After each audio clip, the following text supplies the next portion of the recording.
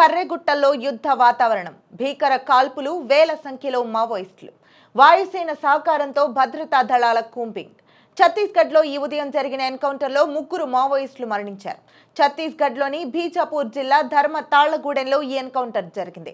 ఎదురు కాల్పులు ఇంకా కొనసాగుతున్నాయి. నక్సల్స్ ముక్త ఆపరేషన్లో భాగంగా ఛత్తీస్గఢ్లోని నక్సల్ ప్రభావిత ప్రాంతాల్లో గత కొంతకాలంగా భద్రతా దళాలు పెద్ద ఎత్తున గాలింపు కూంబింగ్ నిర్వహిస్తున్న సంగతి తెలిసిందే. ఇప్పటికే పలు ఎన్కౌంటర్లలో వందల సంఖ్యలో మావోయిస్టులు హతమయ్యారు.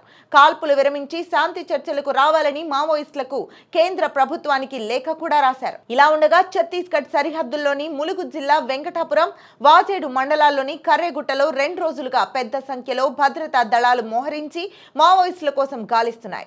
ఇక్కడ దాదాపు 3000 మంది మావోయిస్టులు ఉన్నారన్న సమాచారంతో ఈ గాలింపు జరుగుతోంది.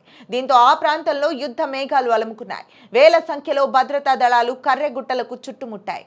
వాయుసేన కూడా ఈ కూంబింగ్ లో భాగస్వామి అయ్యిందంటేనే పరిస్థితి తీవ్రతను అర్థం చేసుకోవచ్చని చెప్తున్నారు. ఈ ఆపరేషన్ తో నక్సల్స్ ముక్త భారత్ దిశగా పడుతున్న అడుగులు ముగింపు దశకు వచ్చినట్లే అవుతుందని కూడా అంటున్నారు. కూంబింగ్ నిలిపివేయాలి, శాంతి చర్చలకు పిలవాలి అంటూ మావోయిస్టులు రాసిన లేఖను కేంద్రం పట్టించుకున్న దాఖలాలు కనిపించడం లేదు. వచ్చే ఏడాది మార్చి నాటికి నక్సల్స్ ముక్త భారత్ ను చూడాలన్న లక్ష్యంతో కేంద్రం అడుగులు వేస్తోంది.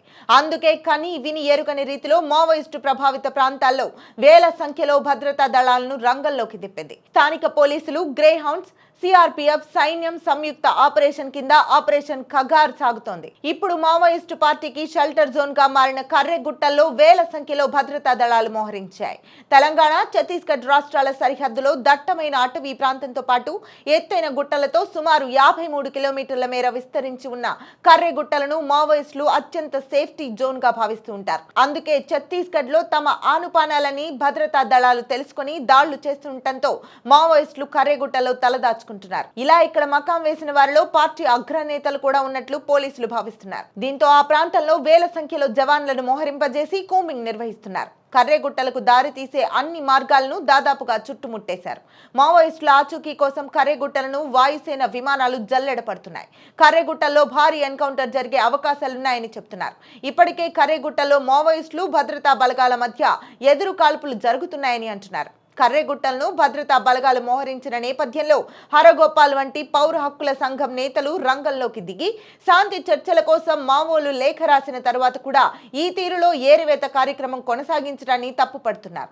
వెంటనే కూంబింగ్ నిలిపివేసి శాంతి చర్చలకు మావోయిస్టులను పిలవాలని కోరుతున్నారు.